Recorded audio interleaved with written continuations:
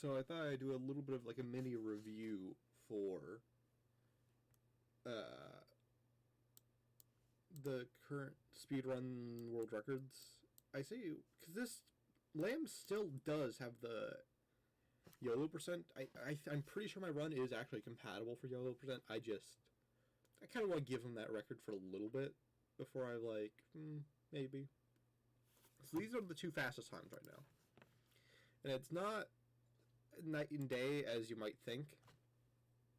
Like, oh, mine's 20 seconds faster, right? You would think that would make it a bit more definitive.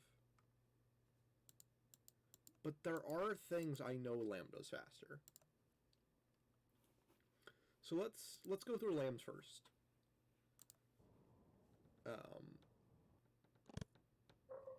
Correct. Skip the run starts with there.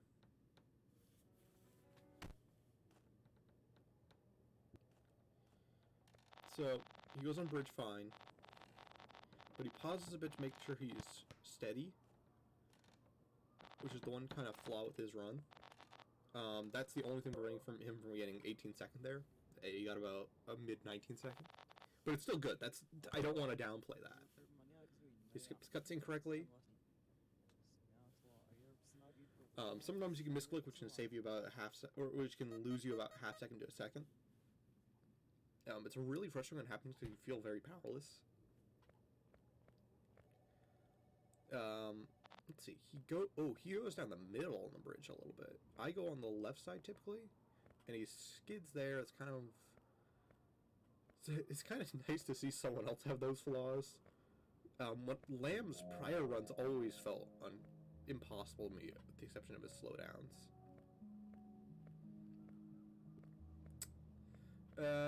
Okay, so yeah, so he's pretty good right now. He's only had one hiccup in his movement. Other than that, he's been like perfectly precise. Lamb's always been really good at accelerating on a dime. Okay, that's our second hiccup. That's very small. Yeah, and he does this properly, quote unquote. He just runs across, which isn't much faster or slower than what I do. It's just an interesting personality kind of difference. That I chose to try and skip that, even at some risk. Even though I know it's not faster.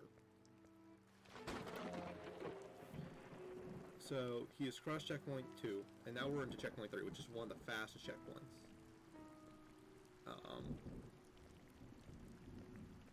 Yeah, because you just kind of run across it. So what is slowing him down a tad is Lamb plays it just a tad more safe, knowing what they can do fast, than I do. I'm talking like the slightest hesitations, and that's what kills me a lot more than he does. See, he gets more complete run. That's why he did this run first. Lamb plays things safer in a good way. I need to learn to play things a little safer on good runs.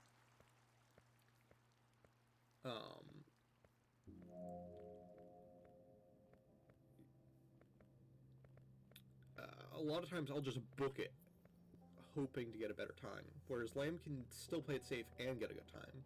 That's kind of what I think makes him a little bit more skilled than me, in some ways.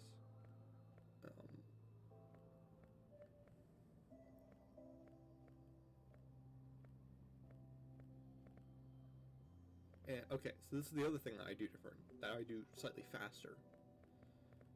I skip this. And you will notice they're spending about 10 seconds there. Let's rewind that, because I want to make it... So yeah, so they arrive at about 3 minutes flat. Actually, let me go back a little bit further. I want to check something. I think if I remember... When do they cross checkpoint 5?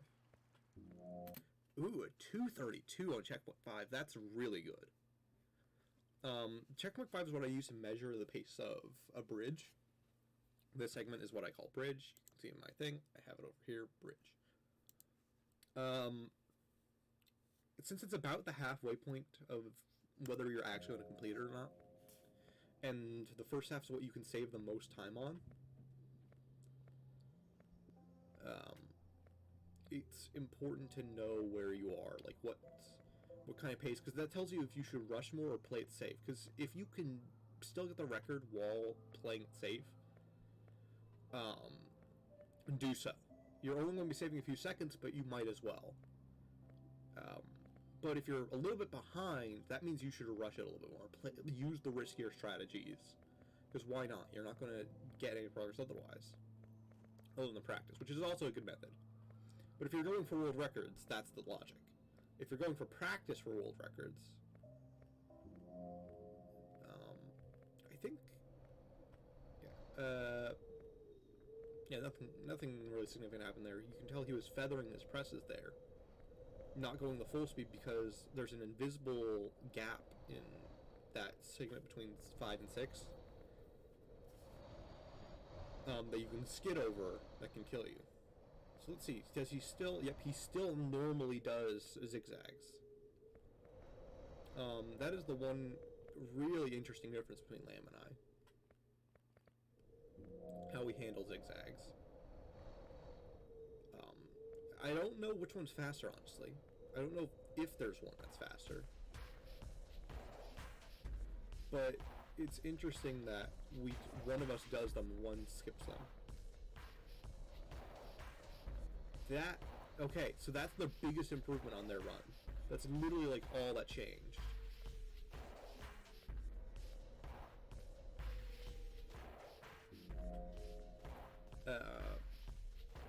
So how do they do check? I've always been trying to figure out checkpoint 8 because I swear Lamb does it in an inhuman way. So is it literally just they get past that pole and they just book it? Oh! I've seen runs die right there, falling into that hole. So a 4:36 on bridge. How fast do I do it? Let's double check.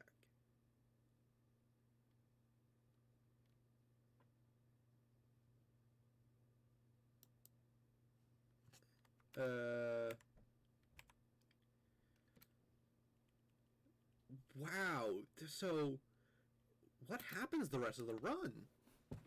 My 450 to his 436? Where did the 14 seconds go? He skips it correctly. Okay.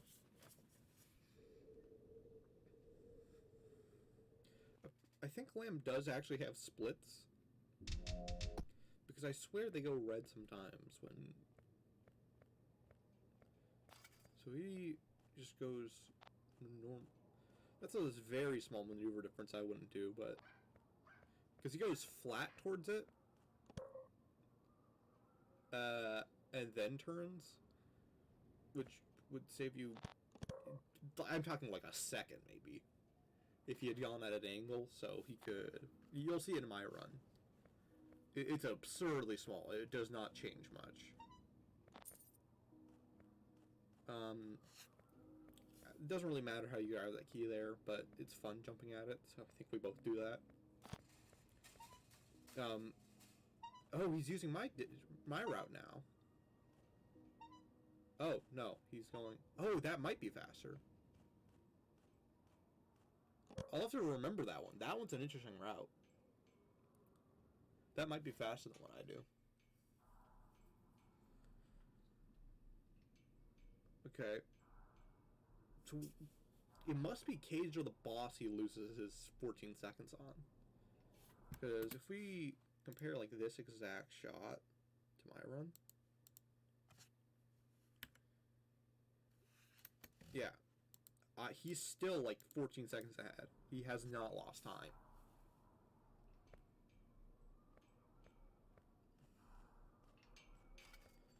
Okay. Something weird happened there, but it wasn't that significant. Hey, he does my thing. He does my thing of grabbing them. Because it just makes it a little bit more reliable because your hitbox is a bit is higher up and things are higher up. He's really fast at skipping cutscenes. I'm noticing that now.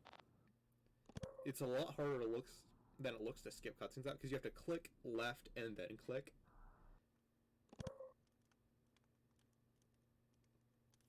I'm guessing, though, he doesn't have optimal enter hell.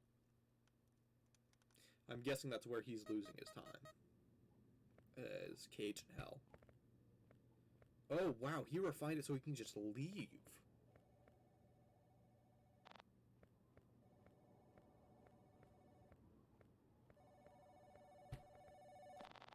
Okay, he figured out my strategy. He has lost a little bit of time over my run now because he doesn't button mash as much as me. I click with both. Since E, left, and right click all work, I just mash all three of those at absurd rates. And that allows me to mash through dialogue like that.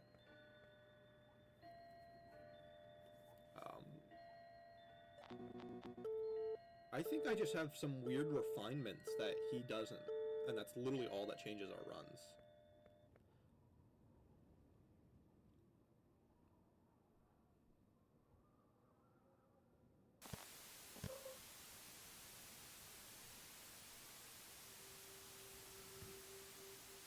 So I think he's gotten better at moving, because there's a sound cue. There we go. You can hear his feet there. So he uses that to move a little bit faster than I do. So yeah, he doesn't use the skip there. That allows him to jump straight to that cage half or cage segment. So he jumps. I think he just jumps normally. I don't think he does anything fancy. And then he does that. He doesn't save the time there. So that's another little bit of time loss he has. Since he didn't. So his flaws so far have been.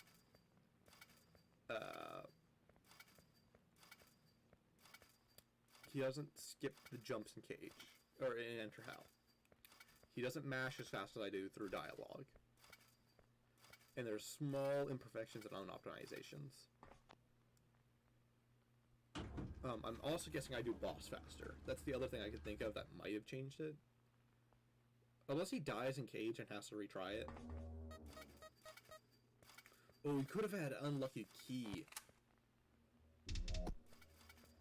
Okay, that's about the same for us, mashing through that dialogue. I think he just isn't as fast as mashing through a lot of dialogue. Put on him, he shoots that.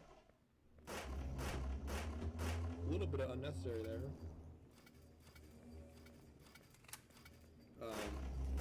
The ghouls don't have... Okay, that was necessary. So far so good.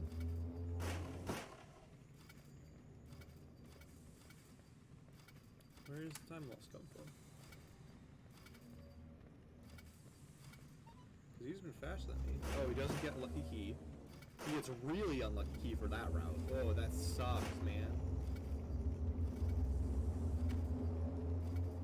Well, there goes a no-hit run.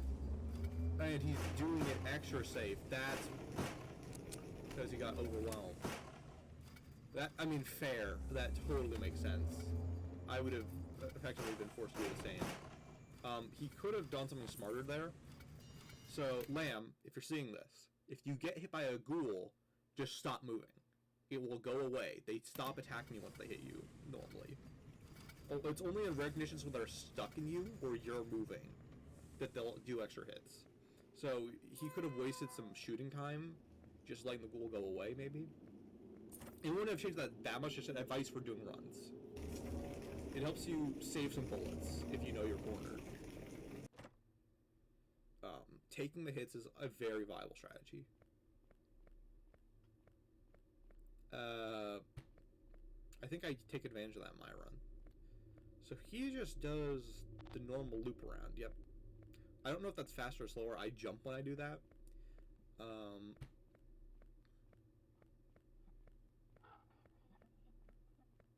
I also jump over that half of the the couch.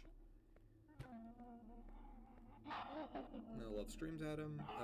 We can skip over this. There's nothing going to happen here.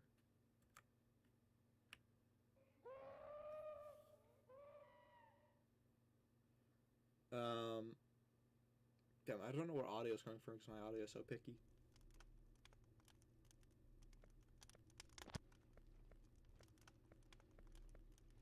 Oh, I don't even think his footsteps are coming through on the audio. And I have the audio as loud as it can go, so. Alright, so he does love about standard. There's nothing like, I try to do some weird optimizations that aren't necessarily faster, they just feel faster. So he goes down, obviously. There's nothing you can do to skip here. Yeah, it's standard. Bog standard. So he's still ahead of me. Right, if we go to my...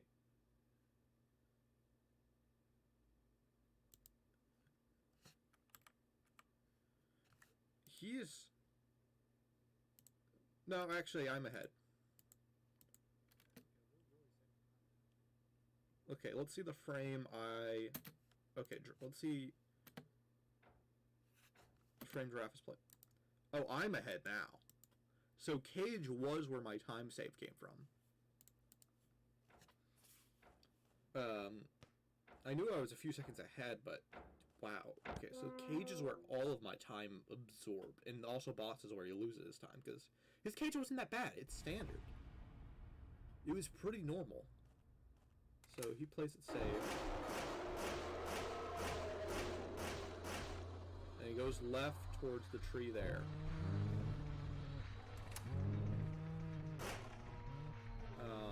Yeah, he didn't get the hit there, so he's waiting for the next strike from Sun here. So what does he do for ammo? Has he memorized the weird ammo mechanic yet? There's a weird thing where the ammo spawns up after a timer, not position. So as long as he just keeps looping... Oh, it's there. What? Okay. I guess the timer just had gone. I guess he does know that. Once he dies on boss, I don't see where he's losing most of his time. I guess it was... I must have just done Cage really fucking fast.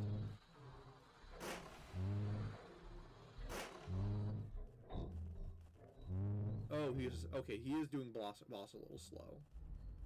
He's definitely not having the best boss. And he misread where he was.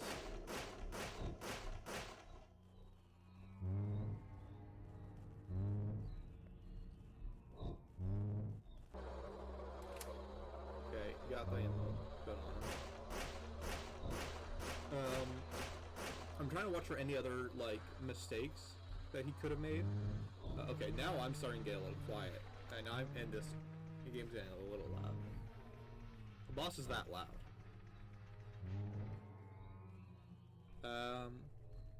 Let's see. Is there anything else?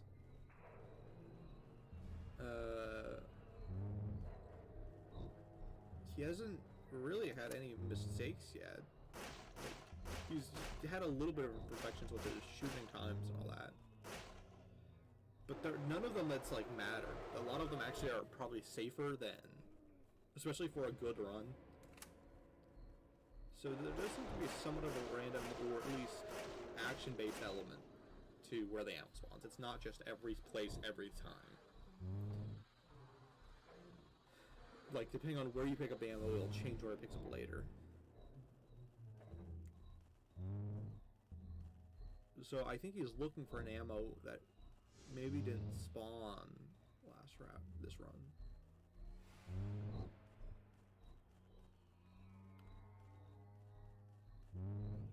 Yeah, I'm not seeing any major time burns. He's doing boss correct. Like, there's nothing dumb he's doing. He's making good decisions.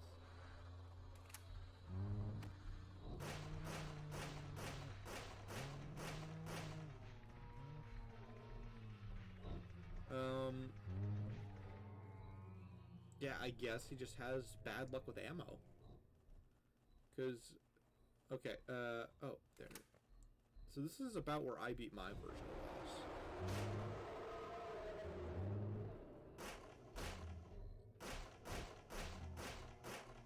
Oh, I think what might have messed him up, honestly, is A, he's getting really screwed over by the position of the Sun Eater.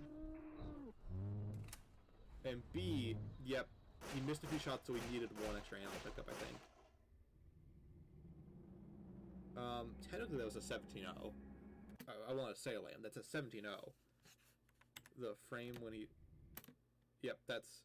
It's not a sub...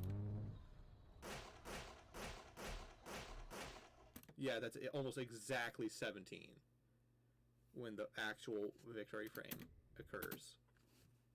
This is your real-time Lamb, in case you see this. I guess we'll go over to my record now, because there's not much else to this one. I want to see if I actually did it slightly faster too, like if I just hit the button at the wrong time. It's a... That makes it even... I mean, I wonder if you counted the exact frame, if it would be like 1659.99. But I think it's this. I'm pretty sure it's this time, but... obviously we have to go through the... I show this.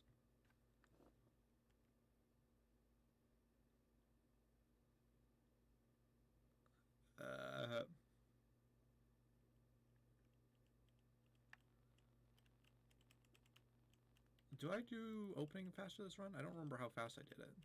I know I did it in 19 minutes, but... Oh, yeah, I reset it. That's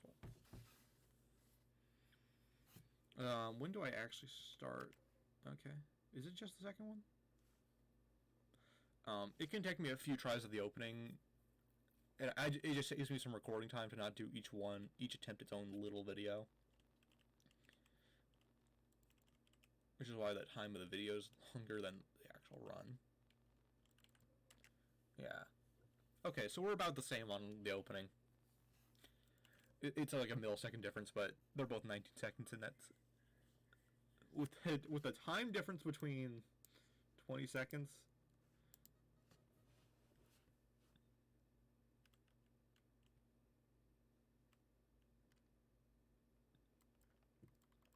So you see, I very much favor the left side when I do bridge. It's almost exclusively the left side that I do it. And I didn't do the fastest version there. You can do that opening bit a little bit faster. But I just kind of wanted a run done for the night. I wasn't getting many. So this is one of the few times I actually played it safer. And lo and behold, like I said, that's what makes Lamb's runs good, is they're able to play it safe and still get records, and sometimes I need to book it to get any records. I kind of have a bit more of a desperation doing it. So, yeah, you can see it's very starkly different how I do zigzags. And that wasn't even... it looks a lot cleaner when it's done properly. I fumbled it some.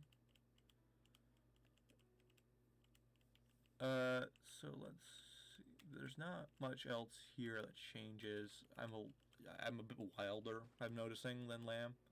Lamb is very precise and like calculated with their movements.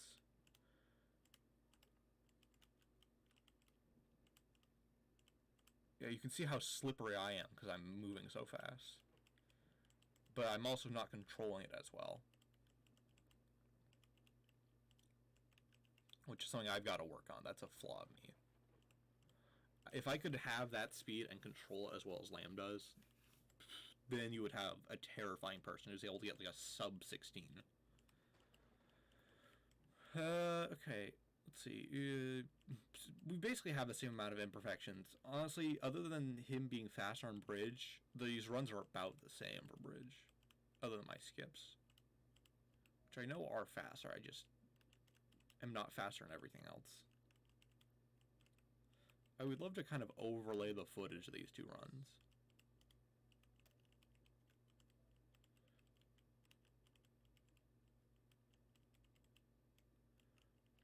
So let's see. You can really see the absurdly stark difference in terms of how we handle things. Especially since this was like... Here, let me check again, since they did this for Lambs. It is an important detail. When do I cross? Yeah, so I was 3 seconds behind here.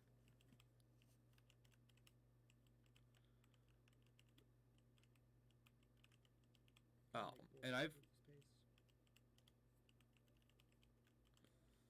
yeah, I said, oh, this could be the pace. Because I knew I was only about 3 seconds behind, and I knew I could probably save it in cage, because I assumed Lamb didn't do cage perfectly. Since they had a 17:01. I hadn't seen the run yet. This is my first time seeing the full run. I had checked some parts to see how fast they had done some things. So you can see how that's faster, it's just weird. It's not the same.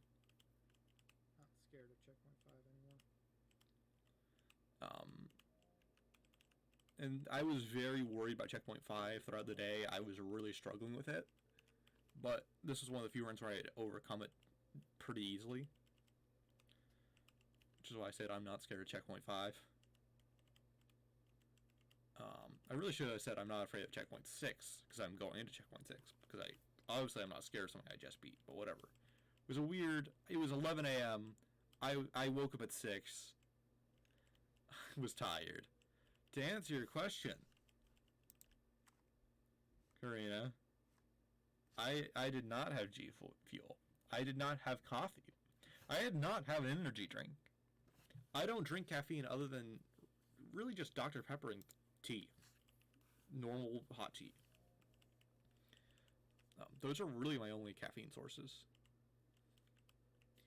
I guess... Whatever, I can die there. Yeah, that's why I can't. That's where my time loss came from. That I remember now. I died right there on the checkpoint, and I just didn't care. I knew this wasn't compatible for YOLO %. That was like, why didn't I upload it? Now I remember, because I died there. The reason I was like, oh, maybe I can upload it is because I thought maybe I was thinking of a different run. Because there was another run before this one where I had died, like, there again.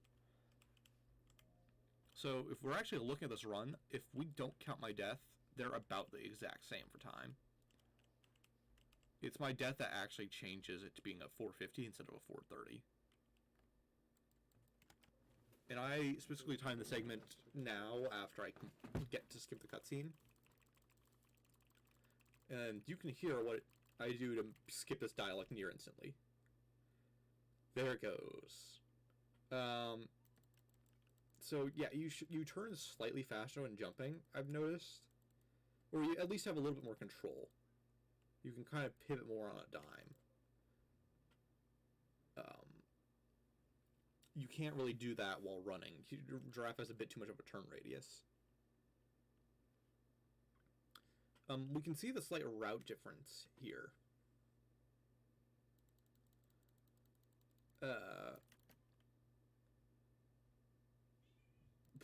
When I do icicles. Whatever the hell these things are. Ice stones? Okay, I hesitated there. That lost me a bit of time. So they're the exact same right. Then I go on the left side instead of the right side. And I'll go on that rock and jump off of it. Which, honestly, isn't as reliable as it looked. I got really lucky that I spaced it the exact amount I needed. Okay, love. Not much to see here. Not much happens. So at this point, though, we're pretty behind both my sum of best. Did I show that there? Yeah. Oh, no, that's my average. So I'm behind even my average at this point. But I just really made it up on Enter Hell and Cage.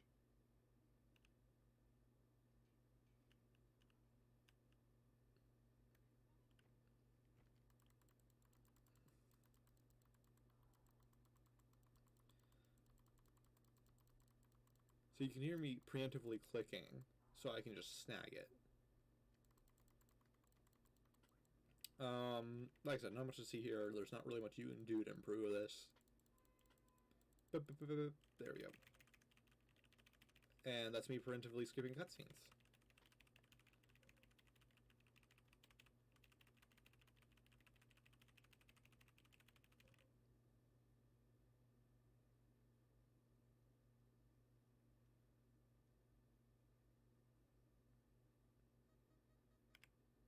So I saved only a second there over my normal stuff. This also shows how bad I am. But at this point, we're building up time, though. And the biggest time loss, or the biggest time save is yet to come.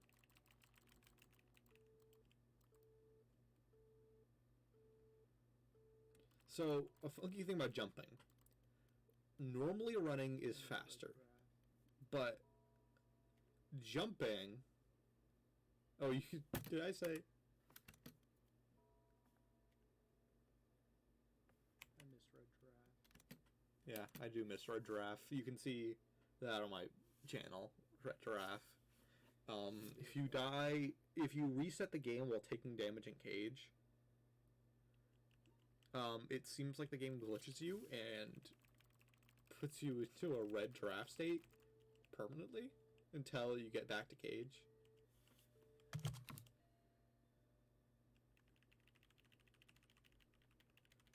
So yeah, I at this point I've only done minimal time saves.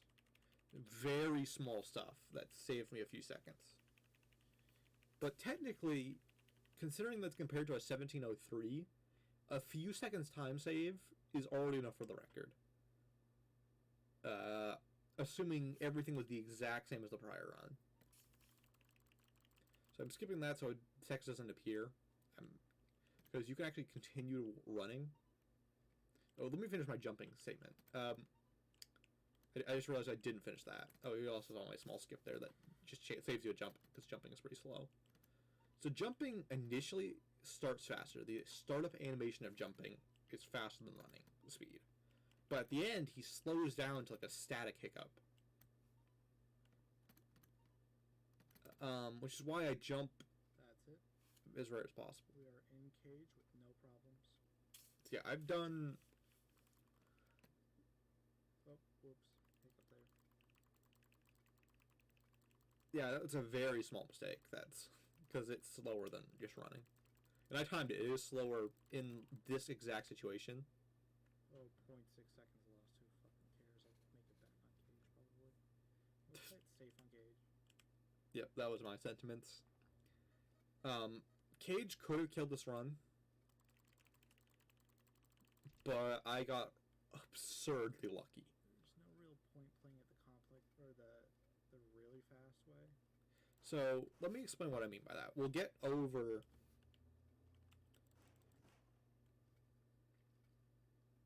here in a little bit so you can see what I'm talking about. So,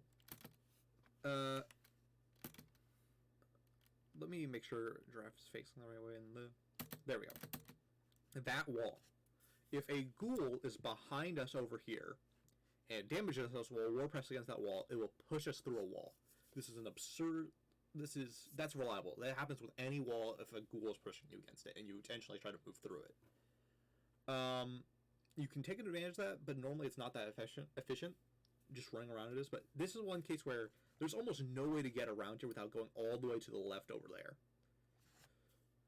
But the key can be up there through this wall and a little bit around another fence. So if that is the case, that is the fastest way to a Cage.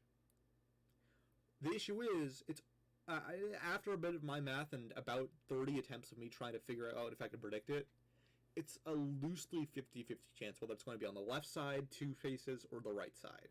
And that sounds weird because it should be 2/3 favor the left.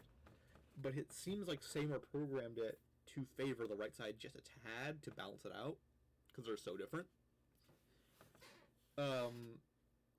Because it was consistently 50-50 whether it be on the left two spaces or the right space.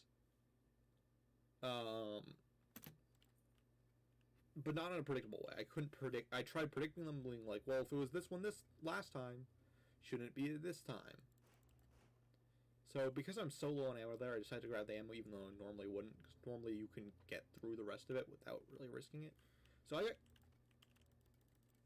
I lost a second or two there, but it was very small.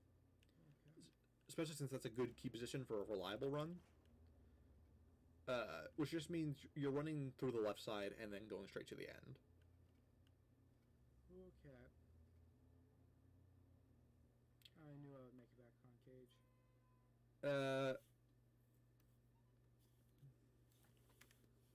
Yeah, so you can see how fast that was. Where 12 of my seconds came from. I knew that's where the time was going to come back. So now we're definitively ahead of Lamb. And I do boss slightly faster than them, but other than that, it's the exact same.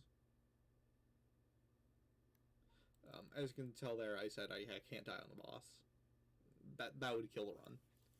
Dying on the boss is such a time loss that unless you're like a minute ahead, there's no way you can get a record with it.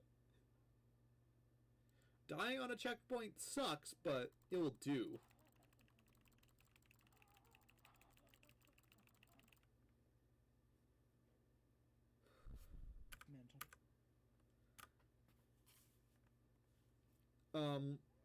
So I guess I'll go through the boss a little bit more in detail this run.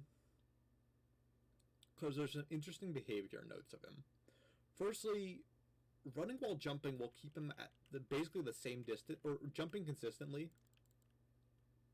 Jumping over and over again while on the boss, like every time you land, immediately jumping, it has some interesting effects on him. He seems to stop randomly, because I think he only tracks you while you're technically running. So he seems to have some odd traits regarding that. But that's not that useful, I've learned. I thought that was the optimal way. It was like, I could keep up at the same distance the entire way without him being too close or too far. And there might be some use to that. That might be a good switch up, like, I want to keep him at that distance or whatever. But just running, because it is physically faster, is better, but he also is faster when you're running. But then he'll stop to hit you, but he'll never be in range for him to actually hit unless you're doing a tight turn. I also save a little bit on love there. Okay, we're really saving time now. So just running around is the best strategy. Just running and then shooting right after he attacks is the best way to shoot him, too. Pretty damn reliable.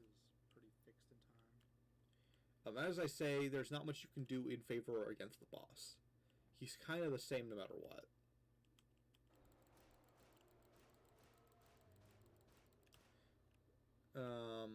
So yeah, you can see we both go for the ammo right there. It's always there. So then he swings and I shoot, and I only miss one. And now there is no ammo on the map until a certain amount of time goes by where the ammo will appear. As you can see, I'm kind of just baiting him because I know there's a certain amount of time.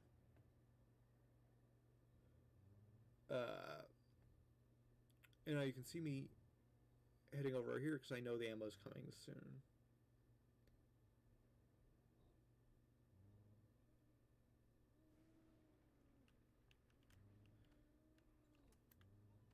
Yeah, so I took 2 hits there because I handled it so poorly.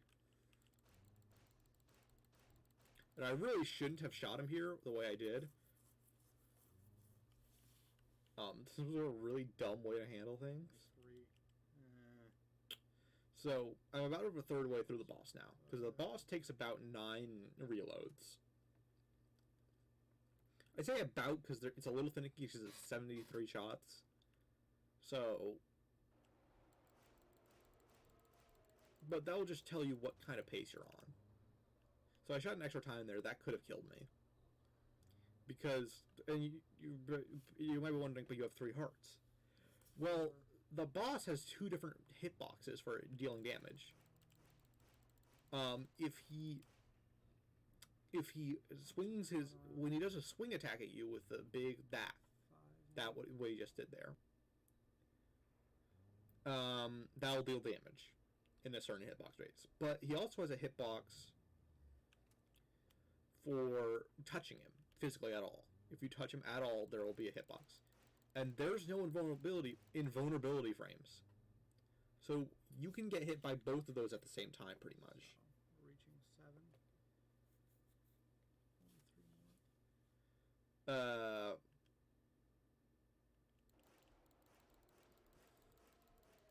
Yeah, other than ammo scouting and just biding your time, leading them around, there's not much to this fight, actually. It's a lot easier after you get used to it. It just feels difficult because you don't know what the limit. A lot of this game is it tricks you into the difficulty. So you can see I'm counting my reloads. So I'm waiting for my last reload, or my last 2 reloads, pretty much. I'm just kind of running around, looping the map a little bit so I can scout for the next ammo spot. Come on, give me one more. I'm intentionally moving in a circle so I can scout everything. Even if it fades out, I have it. So... Oh, here he is. Yeah, so it's actually about 10 technically, because it's like 9.1 or whatever, so you'll always beat him on the 10th one, regardless of what happens. And I knew, because I was counting, that I could take it without that extra bullet. Yep. So... Yeah, we could go frame by frame to be like, the exact frame, the bullet hits him, whatever. But that's it. That's all there is to it, as I say. So improvements for both of us. I could do bridge faster, and I could do it without dying. That's the biggest time save that can come from the game. The other major time saves might be shit like getting the perfect cage. That could save you maybe 10 seconds, actually, at most. To put in perspective where the record's going to be, let's pull up my live splits. So this is the current world record. This is my sum of vests. This is how much time can be saved in the perfect run. This is like everything I've ever done to the perfect extreme stat-wise. Across all 1,271 runs. This is literally the best version you can get for the run.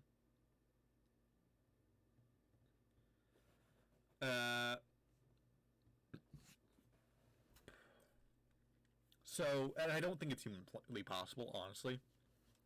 Yet. If there's extra tricks learned, or just a shitload of practice, this might be possible. It actually could be a little faster, too. Because technically, bridge is not perfect, even in this hypothetical. Even though you're saying, well, it's 20 seconds faster. Well, actually, it's 19 seconds because it's the time from opening, but whatever. Yes, no. It's weird. There's a little bit of time that can be saved, but you can just basically go through non-stop. That is an option. You can't just book it down by holding W the entire way, but you really don't have to stop a lot of times. It's just so absurdly difficult to chain it with the rest of the run perfectly. But I've gotten runs that were like, if we go back to checkpoint 5, which is my good old measurement tool,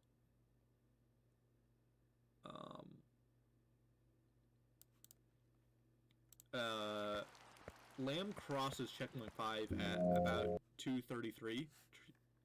Let me turn it down. When I've gotten at 2:29 at my peak, like the fastest I've ever done it. I didn't finish that run, so there is time to save even over this time. So it's an interesting thought experiment. There is more to do. There's work left to be done.